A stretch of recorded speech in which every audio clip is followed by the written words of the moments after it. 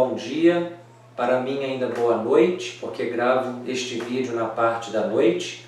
Quero compartilhar com os irmãos algumas reflexões de um texto que escrevi explicando o Evangelho de Marcos, capítulo 11, versos 9 e 10. No calendário eclesiástico temos 2 ciclos de festas. O primeiro é o ciclo do Natal, o segundo é o ciclo da Páscoa. Dentro deste segundo ciclo, o da Páscoa, o domingo que antecede o dia da ressurreição de Jesus é denominado de Domingo de Ramos. Isto é, ele marca a entrada de Jesus na cidade de Jerusalém, na última semana de vida de nosso Salvador. Domingo de Ramos alude ao fato registrado em Marcos, capítulo 11, verso 8, no qual, enquanto Jesus entrava em Jerusalém, muitos estendiam as suas vestes no caminho e outros ramos que haviam cortado dos campos. Jesus foi à cidade de Jerusalém com o propósito de ofertar-se a si mesmo na cruz, oferta que iria substituir os antigos sacrifícios. Nesta última subida de Jesus à cidade de Jerusalém, o Mestre inicia o caminho apenas com os 12 discípulos. No entanto, o Evangelho de Marcos relata que, com eles, uniu-se uma turba crescente de peregrinos. Em Marcos capítulo 10, verso 46, lemos: "E foram para Jericó. Quando ele saía de Jericó, juntamente com os discípulos e numerosa multidão, Bartimeu, cego mendigo, filho de Timeu, estava sentado à beira do caminho." Nesta última parte do percurso, um fato aumentou a expectativa de todos do que iria acontecer. Jesus é colocado de um modo novo no centro da atenção daqueles peregrinos. Marcos narra que à beira da estrada estava sentado um mendigo, cego, chamado Bartimeu.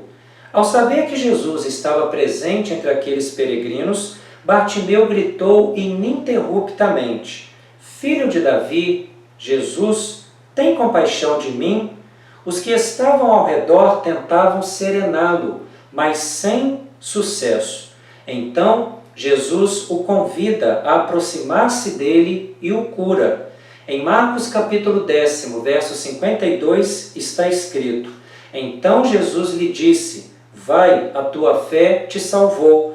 E imediatamente tornou a ver, e seguia Jesus estrada afora. Aquele homem, antes cego, agora vendo, sendo curado por Jesus, era mais um na peregrinação com o Filho de Deus. Diante daquele fato, certamente, o tema da esperança messiânica apoderou-se da multidão. É provável que muitos se perguntassem: este Jesus que está conosco no caminho não seria o Messias esperado?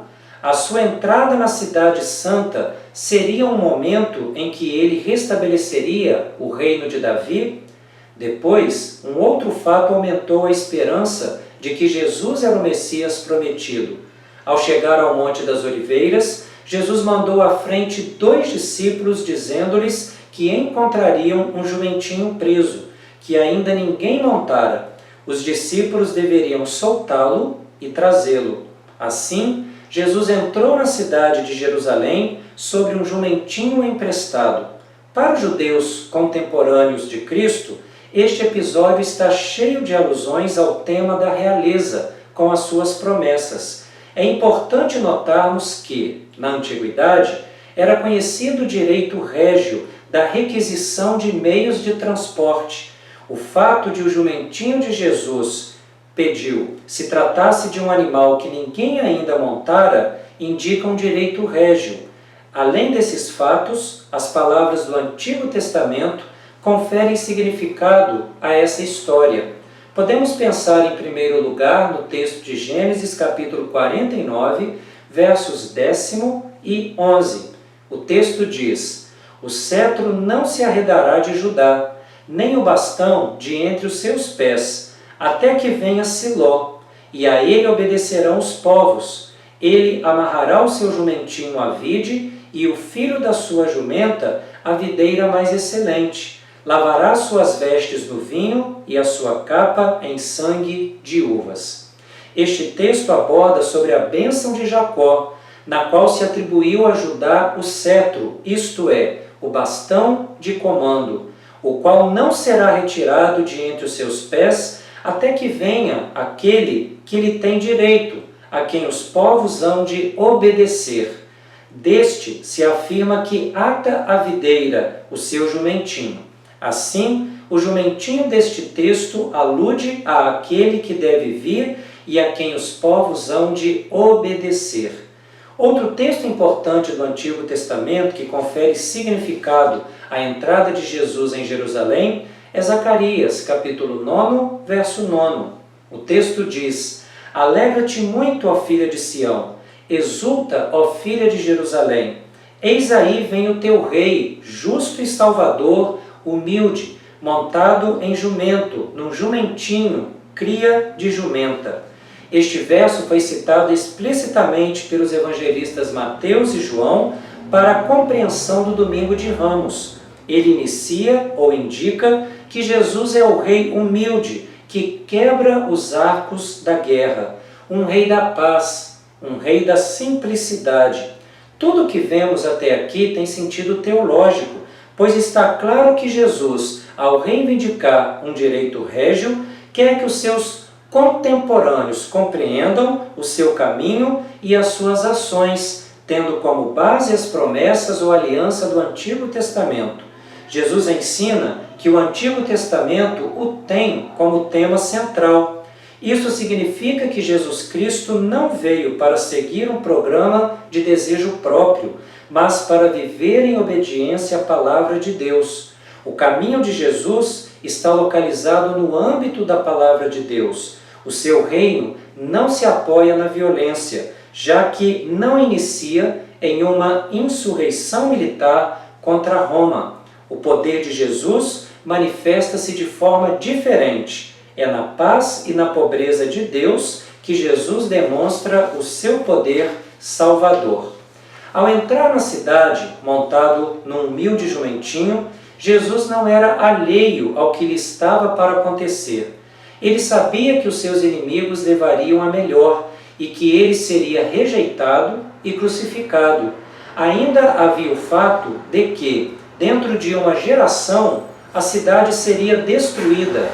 Lucas capítulo 19, versos 43 e 44, afirma: Pois sobre ti virão dias em que os teus inimigos te cercarão de trincheiras, e por todos os lados te apercarão o cerco, e te arrastarão e aos teus filhos dentro de ti. Não deixarão sobre ti pedra sobre pedra, porque não reconheceste a oportunidade da tua salvação. Jesus afirma que Jerusalém seria cercada por trincheiras, uma escavação no solo onde os soldados ficavam para atacar e se proteger. Lucas diz que aquele cerco ocorreria porque Jerusalém não reconheceu a oportunidade da sua visitação. A qual visitação o texto se refere?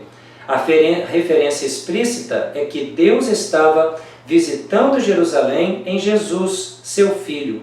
Porém, infelizmente, a cidade não o reconheceu. Em João capítulo 1, verso 11, lemos: Veio para o que era seu, e os seus não o receberam. Jerusalém rejeitou a visitação de Deus em Cristo e Deus viria com o castigo.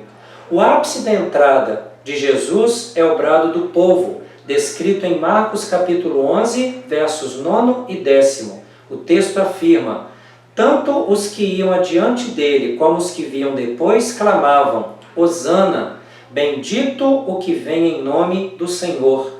Bendito o reino que vem, o reino de Davi, nosso Pai. Hosana nas maiores alturas. Esta fala é uma das evidências da soberania de Jesus no relato do Domingo de Ramos. Os peregrinos que vieram junto com Jesus a Jerusalém se contagiaram pelo entusiasmo do momento e bradaram as palavras do Salmo 118, dos versos 25 ao verso de número 26. O texto diz: ó, salva-nos, Senhor, nós te pedimos. Ó Senhor, concede-nos prosperidade. Bendito que vem em o nome do Senhor. A vós outros da casa do Senhor, nós vos abençoamos. O termo hosana, originalmente, era uma expressão de súplica. Ao que parece, na época de Jesus, hosana já tinha assumido um sentido messiânico. Assim, hosana trata-se de uma forte exclamação contendo múltiplos sentimentos nos corações, tanto dos peregrinos que vieram com Jesus, como de seus discípulos. O termo indica grande louvor a Deus no momento da entrada de Jesus. Indica também uma súplica para que o novo reino de Davi se realizasse e a esperança de que a hora do Messias tivesse chegado sobre Israel. No Salmo 118, a expressão do verso 26, bendito o que vem em o nome do Senhor, pertence à liturgia de Israel em relação aos peregrinos, ao serem eles saudados à entrada da cidade ou do templo. Prova-se isto pela segunda parte do verso 26. A vós outros da casa do Senhor, nós vos abençoamos. Portanto, bendito o que vem em nome do Senhor era uma bênção que os sacerdotes transmitiam ao peregrino ou aos peregrinos quando chegavam à cidade de Jerusalém. Assim, o que vem em nome do Senhor assumia um significado messiânico, apontado àquele que fora prometido por Deus. É curioso notarmos que é uma bênção para os peregrinos. A expressão bendito que vem em nome do Senhor, ela também se transformou em um louvor de Jesus, saudado como aquele que vem em o nome do Senhor e aquele a quem as promessas do Antigo Testamento recaíram. Os 4 evangelhos mostram claramente que esta cena de homenagem messiânica a Jesus ocorreu na entrada da cidade, sendo seus protagonistas não os habitantes de Jerusalém, mas os peregrinos que acompanhavam Jesus ao entrarem com ele na Cidade Santa. O evangelista Mateus insere no seu texto algo muito importante. Em Mateus capítulo 21, versos 10 e 11, lemos: E entrando ele em Jerusalém, toda a cidade se alvoroçou e perguntavam: Quem é este? E as multidões clamavam: Este é o profeta Jesus de Nazaré da Galileia. Estes versos indicam que Jesus, um profeta vindo da cidade de Nazaré, parecia não ter relevância para Jerusalém, pois não era reconhecido. Eram os peregrinos vindos com ele que, da periferia da cidade ou na periferia da cidade, prestavam-lhe homenagens. No entanto, Mateus relata que houve um acontecimento de Jesus em Jerusalém. Depois da purificação do templo, Mateus capítulo 21, versos 15 e 16, lemos: Mas, vendo os principais sacerdotes e os escribas as maravilhas que Jesus fazia, e os meninos clamando, Hosana ao filho de Davi, indignaram-se e perguntaram-lhe, ouves os que estes estão dizendo? Respondeu-lhe Jesus, sim, nunca lestes, da boca dos pequeninos e crianças do peito, tiraste perfeito louvor?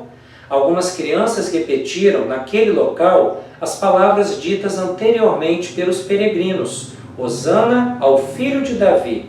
Este brado incomodou os principais sacerdotes e os escribas, deixando-os indignados. Diante deles, Jesus defende a aclamação das crianças, citando o Salmo 8, verso 3, que diz: Da boca de pequeninos e crianças de peito tiraste perfeito louvor. Irmãos, a história de Jesus é maravilhosa. Ela relata o fato de que o Rei do Universo se fez como um de nós, sendo ser humano, perfeito, porém sem pecado. Jesus viveu em humildade e buscou a paz. Em alguns locais, o Mestre não foi reconhecido, mas continuou firme em sua jornada de ensino da Palavra de Deus. Hoje, ou no primeiro domingo antes da Páscoa, chamado Domingo de Ramos, estamos a uma semana do calendário eclesiástico, denominada de Páscoa cristã. Para nós, fica a seguinte reflexão: temos recordado o que Cristo fez por nós?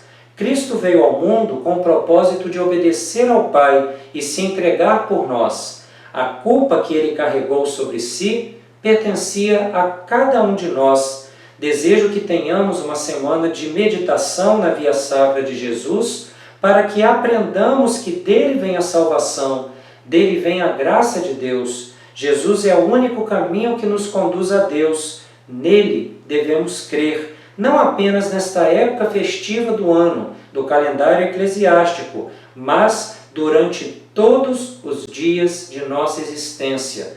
Que esta reflexão, que esta palavra fale ao seu coração, do mesmo modo que falou no meu. Deus nos abençoe, hoje e sempre. Amém.